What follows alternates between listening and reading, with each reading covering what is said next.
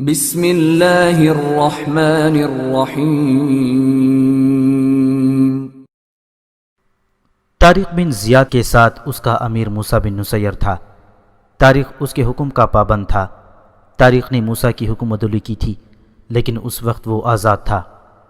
اب اس پر اس کا امیر موجود تھا، اور امیر نے کہہ دیا تھا کہ امیر المؤمنین کے بلاوے کو نظر انداز نہیں کیا جا سکتا۔ پیغام لانے والے ابو نصر نے بھی طارق سے کہا تھا کہ امیر المؤمنین کے عتاب سے بچو۔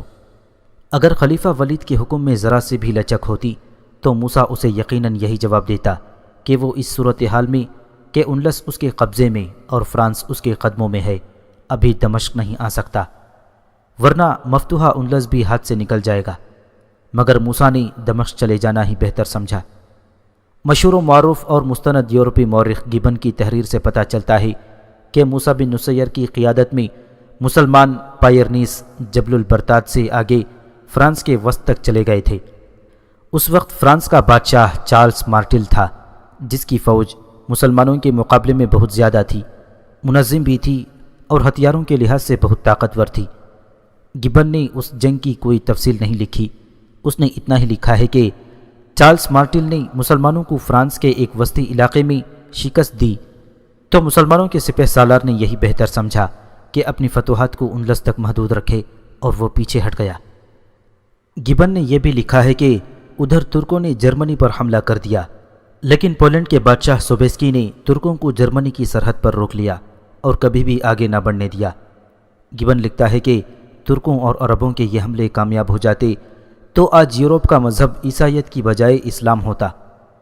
حقیقت یہ ہے کہ خلیفہ ولید بن عبد الملک آمیریت کا یہ مظاہرہ نہ کرتا کہ موسیٰ اور طارق کو دمشق حاضری دینے کا حکم بھیج دیا تو یہ دونوں طارق ساز سپہ سالار فرانس کو فتح کر کے ہی دم لیتے۔ موسیٰ بن نصیر جو میدان جنگ میں ایک قابل بے خوف اور جارح سپہ سالار تھا، میدان جنگ کے باہر غیر معمولی طور پر دانشمند تھا۔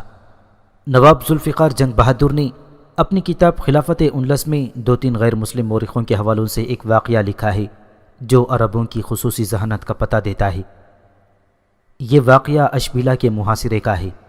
یہ محاصرہ پہلے تفصیل سے بیان ہو چکا ہے۔ اشبیلا کی فوج نے مسلمانوں کا مقابلہ بے جگری سے کیا تھا، لیکن مسلمانوں کے دباؤ سے گھبرا کر وہ صلح کی بات پر آ گئے تھے۔ بعض مورخوں نے لکھا ہے کہ ایک جگہ سے مسلمانوں نے شہر کی دیوار توڑ لی اور بہت سے مسلمان جو سب کے سب عرب تھے اندر جانے لگے۔ عیسائی فوج نے ان عربوں پر ایسا زبردست حملہ کیا کہ ان تمام عربوں کو مار ڈالا۔ بعد میں وہاں ان شہیدوں کا یادگاری مینار تعمیر کیا گیا تھا جو برج شہداء کے نام سے مشہور ہوا اور آج بھی موجود ہے۔ اتنی زیادہ نقصان سے گھبرا کر موسیٰ نے صلح کی پیشکش کی۔ شہر کے چند سرکردہ افراد موسیٰ کے پاس آئے۔ موسیٰ نے اپنی شرائط پیش کیں جو شہر والوں نے قبول نہ کی۔ دوسری ملاقات 2 روز بعد طے ہوئی۔ موسیٰ کی داڑھی اور سر کے بال سفید تھے۔ اس وقت تک خضاب سے صرف مسلمان واقف تھے۔ خضاب مسلمانوں کی ہی ایجاد تھی۔ انلس کے لوگ خضاب سے ناآشنا تھے۔ اشبیلا کا وفد صلح کی شرائط طے کرنے کے لیے دوسری بار آیا تو موسیٰ نے داڑھی اور سر کو ہینا کا خضاب لگا رکھا تھا جس کا رنگ سرخ تھا۔ وفد کے آدمی موسیٰ کو حیرت سے دیکھ رہے تھے کہ ان کے سفید بال سرخ کیسے ہو گئے۔ صلح کی شرائط پر مذاکرات شروع ہوئے اور ناکام ہو گئے۔ ایک اور ملاقات کا فیصلہ ہوا۔ 2 دنوں بعد فریقین کی پھر ملاقات ہوئی۔ یہ مذاکرات اس وجہ سے ناکام ہو رہے تھے کہ موسیٰ کی شرائط بڑی سخت تھیں۔ وہ انہیں ہتھیار ڈالنے کو کہہ رہا تھا۔ آخری ملاقات کے لیے اشبیلا کا وفد گیا تو دیکھا کہ موسیٰ کی سرخ داڑھی اور سر کے بال سرخ کے بجائے کالے تھے۔ اس نے کالا خضاب لگا لیا تھا۔ موسیٰ کی عمر 80 سال کے قریب تھی اور وہ ذرا سا جھک کر چلتا تھا۔ آخری ملاقات کے دوران موسیٰ جوانوں کی طرح سیدھا ہو کر ٹہلتا رہا۔ اس روز بھی مذاکرات ناکام رہے۔ موسیٰ نے بڑے سخت الفاظ میں وفد سے کہا کہ اب وہ ان سے شہر کے اندر ملے گا اور ان کی فوج کی لاشوں پر اپنی فوج کو گزار کر شہر میں آئے گا۔ اب میری تلوار شرائط طے کرے گی۔ نواب ذوالقدر جنگ بہادر لکھتے ہیں کہ اشبیلا کا وفد واپس چلا گیا اور یہ سرکردہ افراد آپس میں صلح مشورے کرنے لگے۔ ان کی شرطیں مان لو۔ وفد کے لیڈر نے اپنے ساتھیوں سے کہا، اس سپہ سالار موسیٰ کے پاس کوئی مافوق الفطرت طاقت ہے۔ تم نے دیکھا نہیں کہ وہ کتنا بوڑھا تھا؟ اس کی داڑھی کا ایک بال بھی کالا نہ تھا۔ پھر اس کے بال سرخ ہوئے اور آج وہی کالے بال ہو گئے ہیں، اور اب وہ جوانوں کی طرح چلتا اور بولتا ہے۔ یہ بھی دیکھو کہ یہ مسلمان دیکھتے ہی دیکھتے سارے ملک پر چھا گئے ہیں۔ موسیٰ کی تمام شرائط مان لی گئیں۔ یہ ایک نفسیاتی حملہ تھا جو کامیاب رہا تھا، اور یہ موسیٰ بن نصیر کی عقل و دانش کا ایک مظاہرہ تھا۔ موسیٰ نے بہت سوچ بچار کے بعد فیصلہ کیا تھا کہ اسے خلیفہ کے حکم کی تعمیل کرنی چاہیے۔ چنانچہ وہ اور طارق بن زیاد دمشق کے لیے روانہ ہو گئے اور تلیتا پہنچے۔ سالار مغیث رومی بھی ان کے ساتھ ہو لیا۔ موسیٰ اسے اپنے ساتھ لے جانے پر آمادہ نہ تھا۔ امیر محترم، مغیث رومی نے کہا، میں نے قرطبہ فتح کیا تھا۔ قرطبہ کے گورنر نے ہتھیار ڈالنے سے انکار کر دیا اور ہمیں بہت جانی نقصان اٹھانا پڑا تھا۔ میں نے گورنر کو گرفتار کر لیا تھا۔ آپ اپنے ساتھ امیر المؤمنین کو پیش کرنے کے لیے 30,000 جنگی قیدی اور بہت سی کنیزیں اور لونڈیاں لے جا رہے ہیں۔ میں صرف ایک قیدی امیر المؤمنین کی خدمت میں پیش کروں گا۔ کیا میرا حق نہیں؟ یقیناً یہ تمہارا حق ہے، موسیٰ نے کہا، اور اسے اپنے ساتھ چلنے کی اجازت دے دی۔ موسیٰ بن نصیر تلیتا میں کچھ دن آرام کرنا چاہتا تھا۔ اس نے ایک تیز رفتار قاصد اس پیغام کے ساتھ دمشق کو دوڑا دیا تھا کہ وہ اور طارق آ رہے ہیں۔ تلیتا میں موسیٰ نے تمام تحفے جو خلیفہ کو پیش کرنے تھے اور تمام مال غنیمت جو بیت المال کے لیے رکھا گیا تھا الگ کروانا شروع کر دیا۔ جنگی قیدی ہزاروں کی تعداد میں تھے۔ موسیٰ نے ان قیدیوں کو بھی دیکھنا اور ان میں سے اپنے ساتھ دمشق لے جانے کے لیے قیدیوں کا انتخاب کرنا تھا۔ جولین اور اوپاس موسیٰ کے ساتھ تھے۔ اوپاس میرینا کو ڈھونڈ رہا تھا۔ میرینا کا تفصیلی ذکر پہلے ہو چکا ہے۔ اوپاس اور میرینا جوانی میں ایک دوسرے کو چاہتے تھے۔ اس وقت اوپاس کا بڑا بھائی ویٹیزا انلس کا بادشاہ تھا۔ اوپاس میرینا کے ساتھ شادی کرنا چاہتا تھا، لیکن اس کے بادشاہ بھائی نے اسے اجازت نہ دی، کیونکہ میرینا یہودن تھی اور وہ ایک عام خاندان کی لڑکی تھی۔ کچھ ہی عرصے بعد راڈرک نے فوج کو اپنے زیر اثر کر کے ویٹیزا کے خلاف بغاوت کر دی، جو کامیاب رہی۔ راڈرک نے ویٹیزا کو قتل کرا دیا۔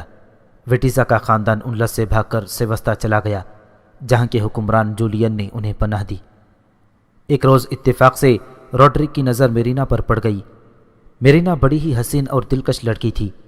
راڈرک بادشاہ تھا۔ اس نے میرینا کو شاہانہ حکم سے اپنے ہاں بلا لیا اور اسے اپنے حرم میں شامل کر لیا۔ میرینا جو ایک بھلی لڑکی تھی، گناہوں کی دنیا میں پہنچ گئی۔ وہ یہودن تھی۔ اوپاس کے ساتھ تو وہ مخلص تھی، لیکن اسے زبردستی شاہی حرم میں داخل کر کے اس کے جذبات کا گلا گھونٹ دیا گیا، تو اس میں یہودیوں کے فطری اوصاف بیدار ہو گئے۔ فتنہ، ریاکاری، عیاری، ان اوصاف کی بدولت وہ راڈرک کی منظور نظر بن گئی اور شاہی محل میں چھا گئی۔ پہلے یہ واقعہ تفصیل سے بیان ہو چکا ہے کہ طارق بن زیاد انلس میں داخل ہوا تو اوپاس بھیس بدل کر تلیتا گیا اور میرینا سے ملا اور اسے طارق بن زیاد کی درپردہ مدد کے لیے آمادہ کیا۔ اب اوپاس اور میرینا ادھیڑ عمری میں تھے۔ میرینا نے جو مدد کی وہ پہلے بیان ہو چکی ہے۔ اس نے راڈرک کے ساحر کو قتل کر دیا تھا، جو راڈرک کی فتح کے لیے کالا جادو کر رہا تھا۔ راڈرک مارا گیا تو میرینا کی دنیا ہی بدل گئی۔ جب طارق تلیتا پہنچا تو میرینا نے یہودی ساحر کی لاش طارق کو بطور تحفہ پیش کی اور خود غائب ہو گئی۔ اب موسیٰ بن نصیر تلیتا آیا تو اوپاس میرینا کو ڈھونڈنے لگا۔ تلاش بس یار کے بعد اسے میرینا کا سراغ مل گیا۔ وہ وہاں پہنچا۔ وہ چھوٹی سی ایک عبادت گاہ تھی۔ میرینا تلیتا کی رہنے والی تھی، لیکن وہ اپنے گھر نہیں گئی تھی۔ اس کے ماں باپ کہیں چلے گئے تھے۔ یہ عبادت گاہ قدیم اور غیر آبادی تھی۔ میرینا نے اسے صاف کر کے وہاں ڈیرا ڈال لیا تھا۔ اس نے سادہ سا لباس پہن لیا تھا۔ سر پر ایک کپڑا لپیٹ کر رکھتی تھی، جس میں سے ایک بال بھی نظر نہیں آتا تھا۔ اوپاس کو دیکھ کر اس کے چہرے پر وہ تاثر نہ آیا جس کی اوپاس کو توقع تھی۔ اس کا چہرہ ہر قسم کے تاثر سے عاری تھا۔ یہاں کیا کر رہی ہو؟ اوپاس نے اس سے پوچھا۔ عبادت، میرینا نے وجدانی سی کیفیت میں جواب دیا۔ خدائے یہودا سے گناہوں کی بخشش مانگ رہی ہوں۔ تم کیوں آئے ہو؟ تمہیں اپنے ساتھ لے جانے آیا ہوں میرینا، اوپاس نے کہا۔ تمہاری جگہ یہ نہیں، تم شاہی محل کی ایک اہم فرد ہو۔ شاہی محل؟ میرینا نے تنزیہ کہا۔ وہ محل جس میں میرے جذبات کا میری جواں امنگوں کا اور میری محبت کا خون ہوا تھا۔ اب اس محل میں روڈرک نہیں، اوپاس نے کہا۔ روڈرک کے خاندان کا ایک بھی فرد نہیں۔ اس محل میں اب مسلمان حکمران آ گئے ہیں اور وہاں بدی کا نام و نشان نہیں۔ وہاں کوئی شراب نہیں پیتا، کسی عورت کے ساتھ زیادتی نہیں ہوتی، محل پاک ہو گیا ہے۔ میں ناپاک ہوں اوپاس، میرینا نے کہا۔ میں باقی عمر اپنی روح کو پاک کرنے میں گزار دوں گی۔ میں تمہیں مسلمانوں کے امیر کے پاس لے جانا چاہتا ہوں، اوپاس نے کہا۔ میں اسے بتانا چاہتا ہوں کہ یہ ہے وہ عورت جس نے دریائے گادلیت کی جنگ میں روڈرک کو شکست دلائی تھی۔ پھر مسلمانوں کا امیر مجھے انعام دے گا، میرینا نے کہا۔ تم یہی کہنا چاہتے ہو نا؟ اوپاس، میں انعام و اکرام کی دنیا سے بہت دور نکل آئی ہوں۔ امیر موسیٰ بن نصیر تمہیں دیکھنا چاہتا ہے میرینا، اوپاس نے کہا۔ کیا تمہارے دل میں میری محبت نہیں رہی؟ میں تمہیں محبت کا واسطہ دیتا ہوں، میرے ساتھ چلی چلو، پھر واپس آ جانا۔ امیر موسیٰ دمشق جا رہا ہے۔ محبت کے نام پر وہ اٹھ کھڑی ہوئی اور اوپاس کے ساتھ چل پڑی۔ ایک یورپی مورخ گیانکوز نے لکھا ہے کہ میرینا کی تو شخصیت ہی بدل گئی تھی، وہ تارک الدنیا ہو گئی تھی، اس حد تک کہ اس کی روحانی قوتیں بیدار ہو گئی تھیں۔ طارق بن زیاد، جولین اور اوپاس نے موسیٰ بن نصیر کو تفصیل سے سنایا تھا کہ میرینا نے روڈرک کی فوج کو کس طرح شکست دلائی تھی۔ اب وہ میرینا اس کے سامنے کھڑی تھی، اسے گہری نظروں سے دیکھ رہی تھی۔ بیٹھ جاؤ خاتون، موسیٰ نے میرینا سے کہا۔ ہمارے لیے تم قابل قدر ہو، ہم اس کا صلہ دیں گے۔ اوپاس نے میرینا کو اپنی زبان میں بتایا کہ امیر نے کیا کہا ہے۔ تمام باتیں اوپاس کی معرفت ہوئیں۔ میرینا کے چہرے پر ایسا تاثر تھا جیسے وہ کچھ سن ہی نہ رہی ہو۔ اس کی نظریں موسیٰ کے چہرے پر لگی ہوئی تھیں۔ اپنے امیر سے کہو کہ اپنے وطن واپس نہ جائے، میرینا نے پریشان سے لہجے میں کہا۔ یہ سفر ان کے لیے ٹھیک نہیں۔ اگر میں چلا گیا تو کیا ہو جائے گا؟ موسیٰ نے مسکراتے ہوئے پوچھا۔ آپ کے لیے بہت برا ہوگا، میرینا نے کہا۔ ذلت و رسوائی ہوگی، شاید کچھ اور بھی ہو جائے۔ اس کی آواز بلند ہو گئی اور اس کی آواز میں گھبراہٹ آ گئی۔ وہ کہہ رہی تھی، نہ جائیں امیر، نہ جائیں، انجام اچھا نظر نہیں آتا۔ آپ کی آنکھیں بتاتی ہیں کہ ان آنکھوں کو پھر کبھی انلس دیکھنا نصیب نہیں ہوگا۔ موسیٰ ہنس پڑا۔ مسلمان اپنے اللہ پر بھروسہ کرتے ہیں خاتون، موسیٰ نے کہا۔ اللہ کے کاموں کے متعلق کوئی انسان پیشن گوئی نہیں کر سکتا۔ اگر کوئی مسلمان کسی انسان کی پیشن گوئی کو سچ سمجھ کر اس کے مطابق عمل کرے گا تو شرک کا گنہگار ہوگا۔ میں کسی مذہب کی بات نہیں کر رہی، میرینا نے کہا۔ میں شاید اپنے مذہب کے متعلق بھی کچھ نہیں جانتی۔ میں یہ بھی نہیں جانتی کہ مجھے کس طرح پتہ چلا ہے کہ آپ کے اس سفر کا انجام اچھا نہیں ہوگا۔ مجھے اشارے سے مل رہے ہیں، مجھے آپ کے ارد گرد موت گھومتی پھرتی دکھائی دے رہی ہے۔ کیا تم نے کسی استاد سے یہ علم حاصل کیا ہے؟ موسیٰ نے پوچھا۔ نہیں، میرینا نے جواب دیا۔ میرے اندر سے، میرے اپنے ہی وجود سے ایک روشنی پھوٹتی ہے۔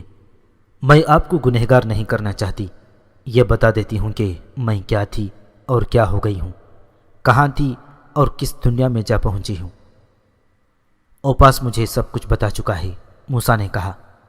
تم پر جو ظلم ہوا ہے وہ میں جانتا ہوں، اس سے آگے بتاؤ تم کہاں پہنچ گئی ہو؟ دنیا کے ایک تاریک گوشے میں میرا بسیرا ہے، میرینا نے کہا۔ میں مظلوم تو ہوں، لیکن میں اپنے آپ کو گنہگار سمجھتی ہوں۔ میں روڈرک کی داشتہ بنی رہی۔ میں نے روڈرک کو اپنی مٹھی میں لینے کے لیے عیاریاں کی، فریب کاری کرتی رہی اور اپنے فائدے کے لیے جس کسی کو دھوکہ دینے کی ضرورت پڑی اسے دھوکہ دیا، اور اسی ریاکاری میں میری جوانی گزر گئی۔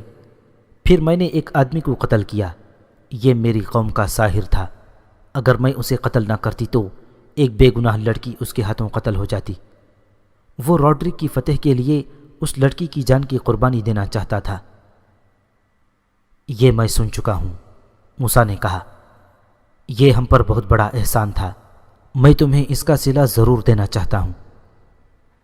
نہیں میرے بزرگ، میرینا نے کہا، میں نے آپ پر کوئی احسان نہیں کیا۔ احسان کیا ہے تو اپنے آپ پر کیا ہے۔ میں نے روڈرک سے انتقام لینا تھا، لے لیا۔ اب میرے دل میں کسی صلے یا انعام کا لالچ نہیں، میں اپنی روح کو گناہوں سے پاک کر رہی ہوں۔ اب تو سارے اندلس کی بادشاہی میرے قدموں میں رکھ دو تو بھی میں اس گوشے سے نہیں نکل سکوں گی جس میں نے اپنے آپ کو قید کر لیا ہے۔ میری روح پاک ہو گئی ہے۔ موسیٰ بن نصیر کے ہونٹوں پر مسکراہٹ تھی۔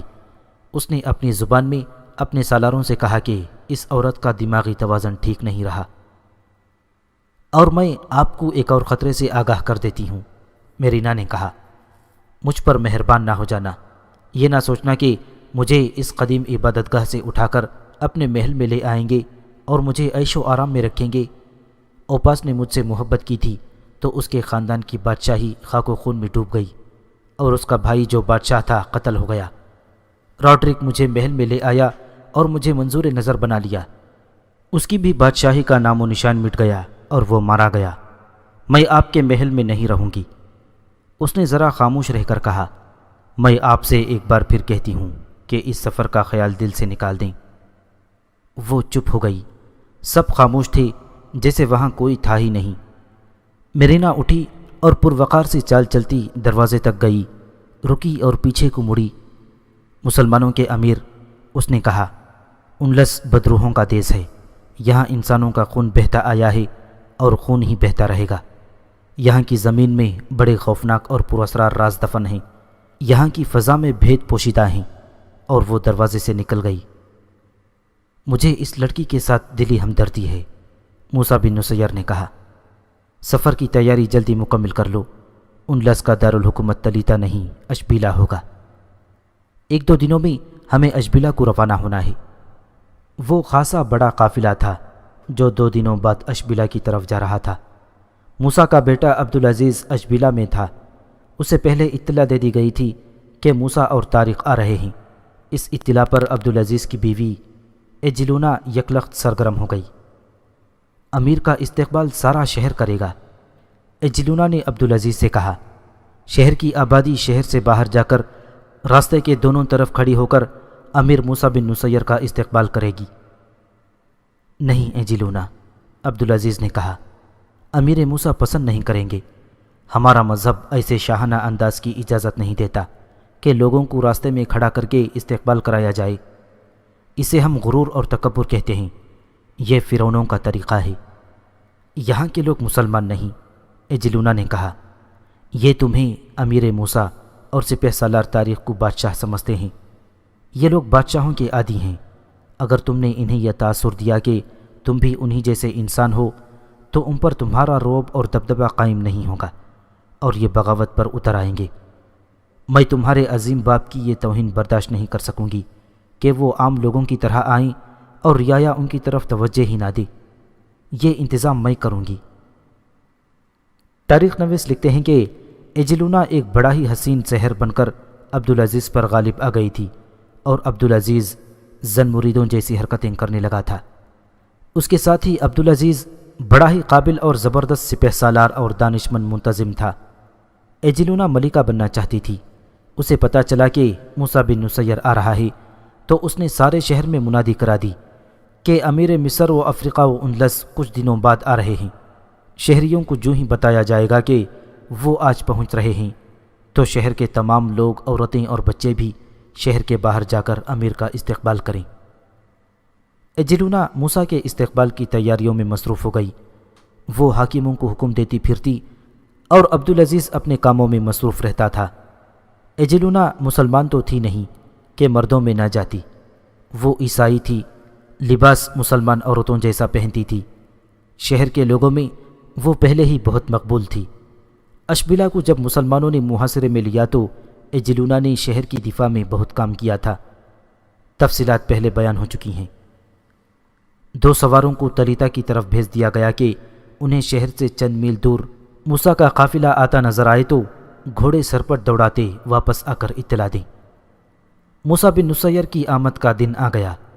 دوپہر کے وقت دونوں سوار جو آگے گئے ہوئے تھے گھوڑے سرپٹ دوڑاتے شہر میں داخل ہوئے اور عبدالعزیز کے ہاں جا رکے۔ انہوں نے بتایا کہ امیر افریقہ و اندلس آ رہے ہیں۔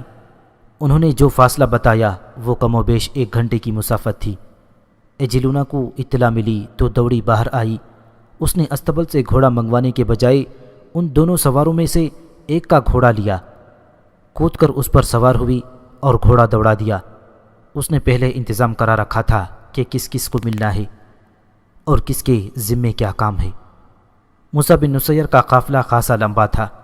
آگے موسیٰ، طارق بن زیاد اور مغیث رومی تھے۔ ان کے پیچھے 2-2.5 گھوڑ سواروں کا حفاظتی دستہ تھا۔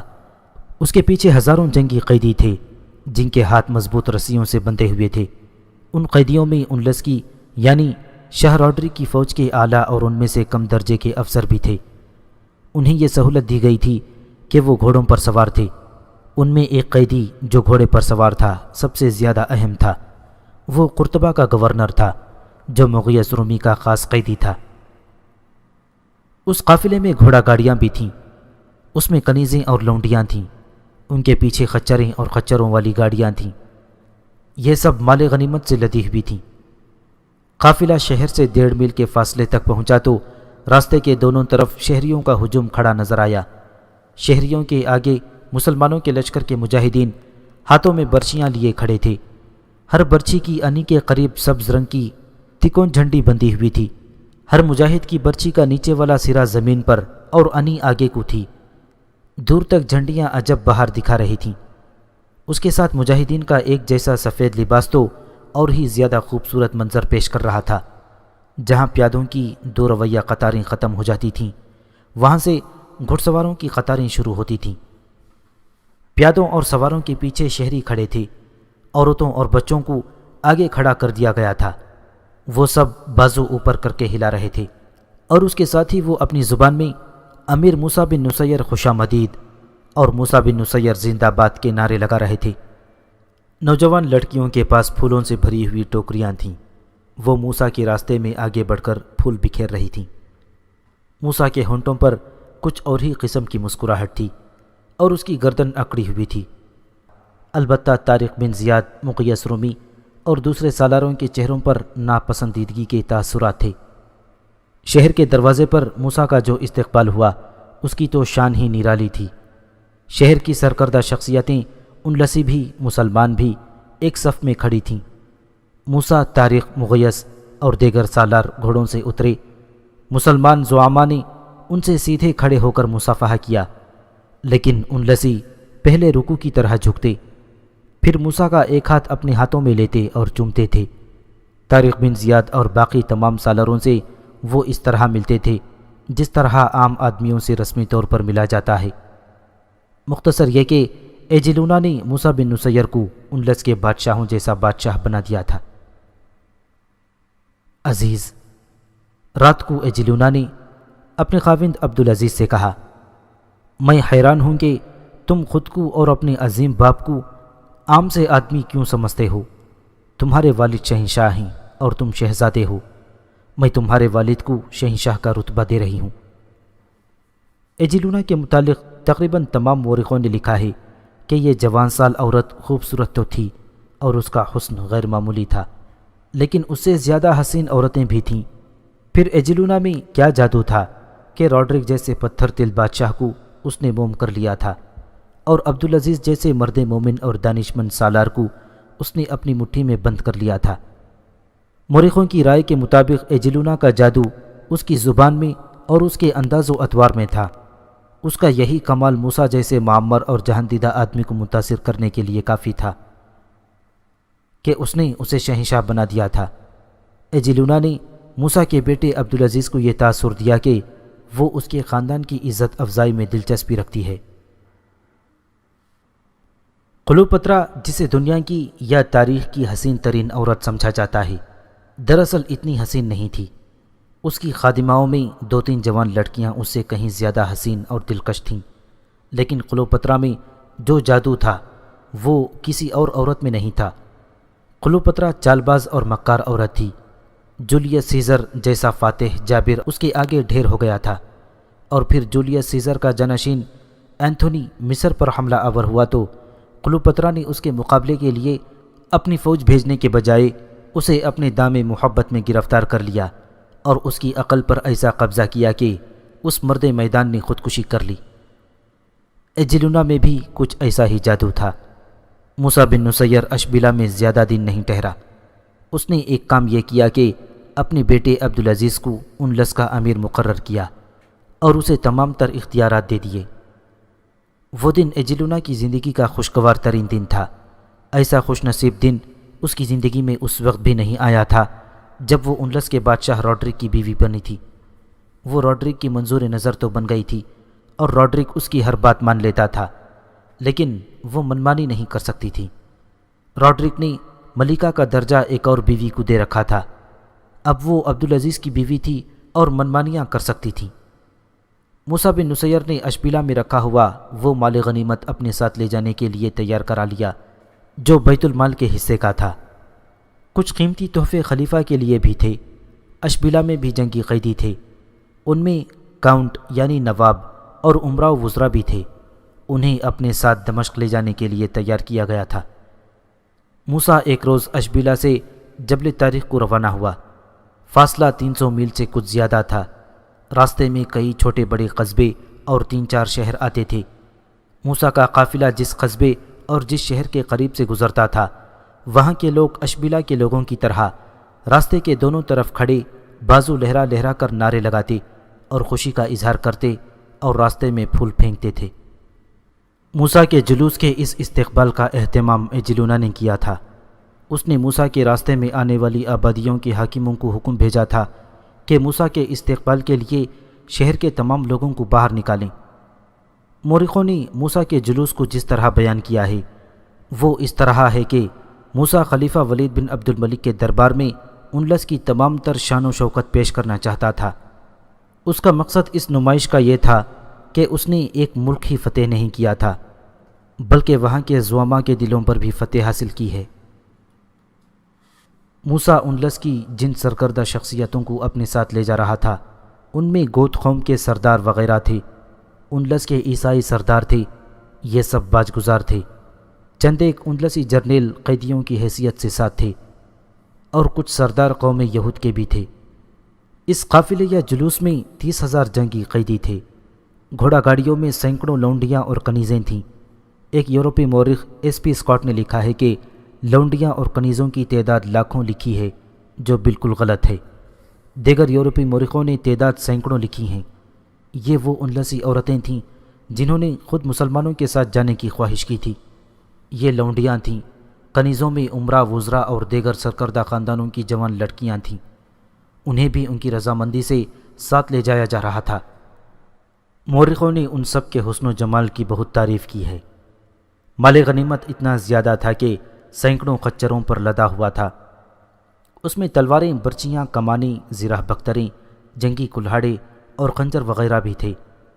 تقریباً تمام مورخوں اور وقائع نگاروں نے لکھا ہے کہ یہ شان و شوکت کسی شہنشاہ جیسی تھی، جس سے لوگوں نے تو متاثر ہونا ہی تھا۔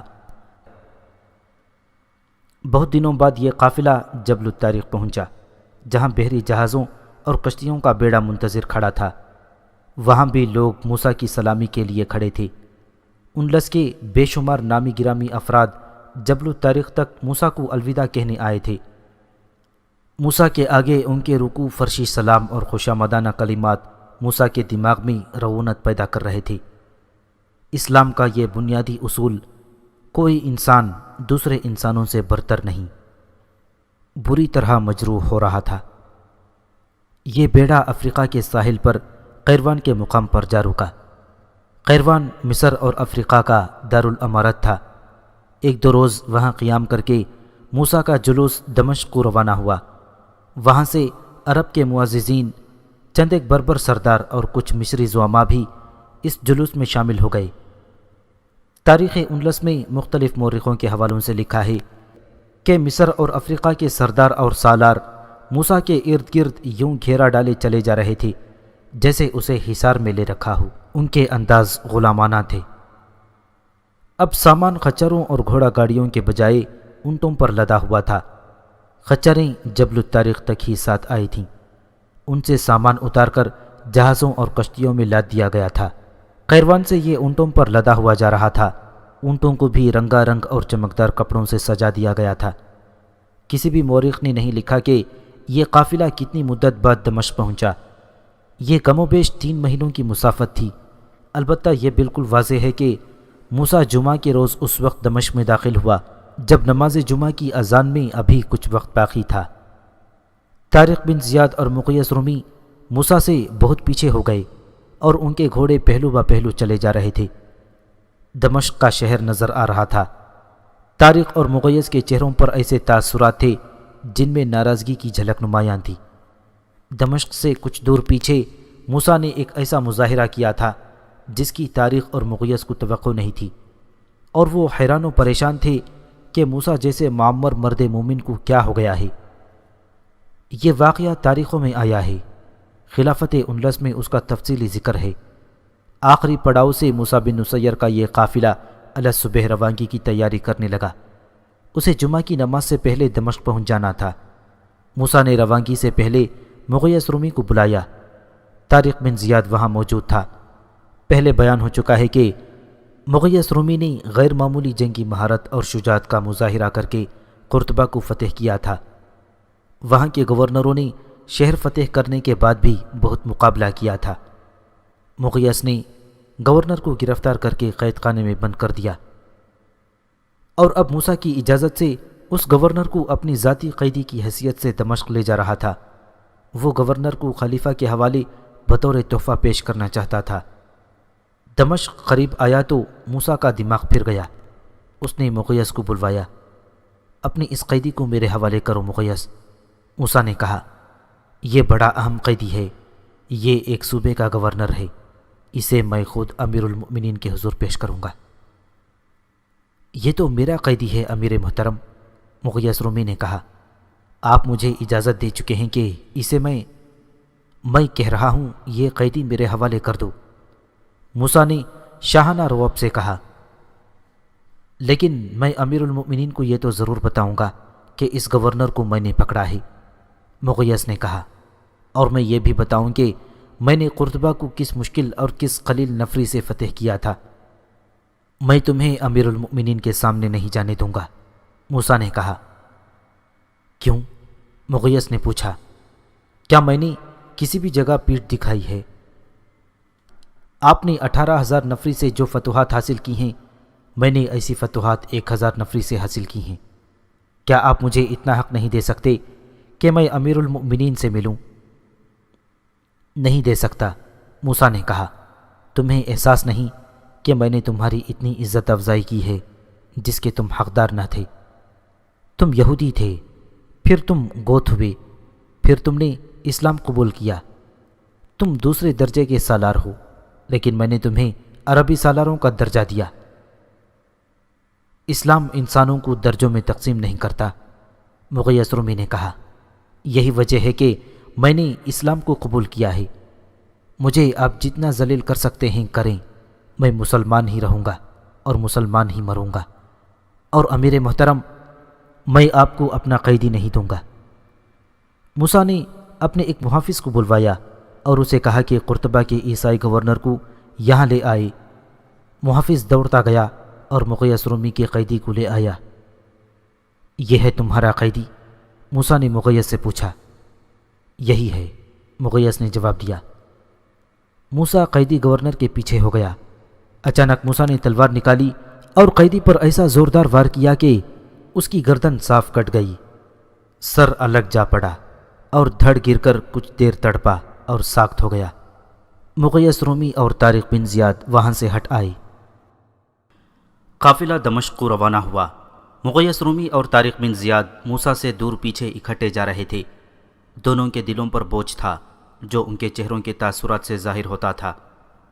اسلام نے اسی لیے شاہانہ جاہ و جلال کی ممانعت کی ہے کہ عمرہ اور حکام کے دماغ ٹھکانے رہیں، طارق بن زیاد نے کہا۔ دیکھ لو اتنے معمر اور اتنے زیادہ دانشمند امیر کے دماغ کا کیا حال ہو گیا ہے۔ مجھے ایک اور شک ہے، مقیس رومی نے کہا۔ عبدالعزیز کو عیسائی بیوی ایجلونا نے اس بوڑھے کا دماغ خراب کرنے کے لیے ہی اس کے شاہانہ استقبال کا یہ انتظام کیا تھا۔ موسیٰ نے اندلس کا امیر اپنے بیٹے عبدالعزیز کو مقرر کیا تھا۔ قیروان میں آ کر اس نے افریقہ کا والی اپنے دوسرے بیٹے عبداللہ کو مقرر کیا، مغربی حصے کا امیر اپنے تیسرے بیٹے عبد الملک کو، اور باقی علاقوں کا امیر اپنے سب سے چھوٹے بیٹے مروان کو بنا دیا، اور دمشق کو روانہ ہو گیا۔ اس بڈھے نے اندلس اور افریقہ میں اپنی خاندانی بادشاہی قائم کر دی ہے، طارق نے کہا، اور اب یہ اپنے بیٹوں کی مستقل حکمرانی کی منظوری امیر المؤمنین سے لے لے گا۔ کسی ایک بربر کو کہیں کا حاکم مقرر کر دیتا تو ہمارے دل خوش ہو جاتے۔ تمہاری میز پر بھی اس نے قبضہ کر لیا ہے، مغیث رومی نے کہا۔ یہ امیر المؤمنین کو بتائے گا کہ یہ حضرت سلیمان علیہ السلام کی میز ہے اور اس نے بڑی مشکل سے حاصل کی ہے۔ اگر اس نے ایسا کیا تو اسے بہت شرمندہ ہونا پڑے گا، طارق نے کہا۔ میں نے ایک انتظام کر لیا ہے۔ موسیٰ بن نصیر نے مغیث رومی اور طارق بن زیاد کو اپنا دشمن نہیں بنا لیا تھا تو اپنا دوست بھی رہنے نہیں دیا تھا۔ دمشق میں پہلے ہی خبر پھیل گئی تھی کہ اندلس کے فاتح آ رہے ہیں اور ان کے ساتھ جنگی قیدی، کنیزیں اور مال غنیمت بھی ہے۔ دمشق کے لوگ ان کے استقبال کے لیے دوڑ پڑے اور شہر سے کچھ دور جا کر نعروں سے ان کا استقبال کیا۔ شہر میں داخل ہوئے تو عورتوں کا ایک ہجوم راستے میں اپنے گھروں کے دروازوں میں اور چھتوں پر کھڑا داد و تحسین کے نعرے لگا رہا تھا۔ عورتیں بازو بلند کیے لہرا رہی تھیں۔ قافلہ ایک وسیع میدان میں رکا اور اونٹوں کو بٹھا کر ان سے سامان اتارا جانے لگا۔ ایک گھڑ سوار موسیٰ کے پاس آ کر رکا اور وہ گھوڑے سے اترا۔ اس نے موسیٰ کو الگ کر کے ایک پیغام دیا جو کوئی اور تو نہ سن سکا، لیکن یہ پیغام آج تک تاریخ میں محفوظ ہے۔ پیغام خلیفہ ولید بن عبد الملک کے بھائی سلیمان بن عبد الملک کی طرف سے تھا، جس کی حیثیت صرف یہ تھی کہ وہ خلیفہ کا چھوٹا بھائی تھا۔ پیغام لانے والا کوئی معمولی حیثیت کا قاصد نہیں بلکہ سلیمان کا خاص آدمی تھا۔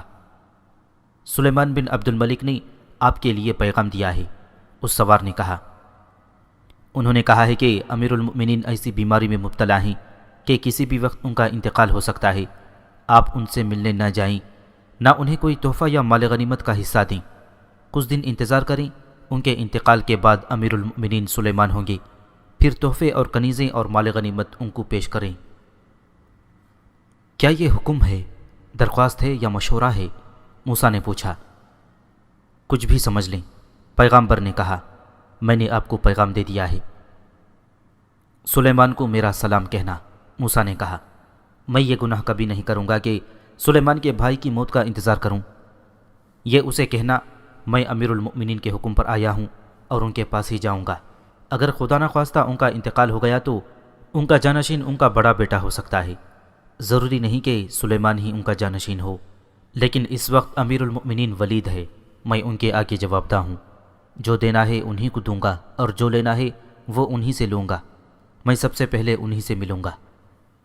نہیں امیر، پیغمبر نے کہا، آپ امیر المؤمنین سے نہیں مل سکتے۔ سلیمان ان کا بھائی ہے، اس نے سختی سے منع کیا ہے۔ امیر المؤمنین بیمار ہیں اور طبیب نے سختی سے کہا ہے کہ ان کے پاس کوئی نہ آئے۔ سلیمان کا پیغام لانے والا چلا گیا۔ موسیٰ بن نصیر کو بہت مایوسی ہوئی۔ وہ تو فوراً خلیفہ ولید کے پاس جانا چاہتا تھا۔ اللہ نے اس کی مراد پوری کر دی۔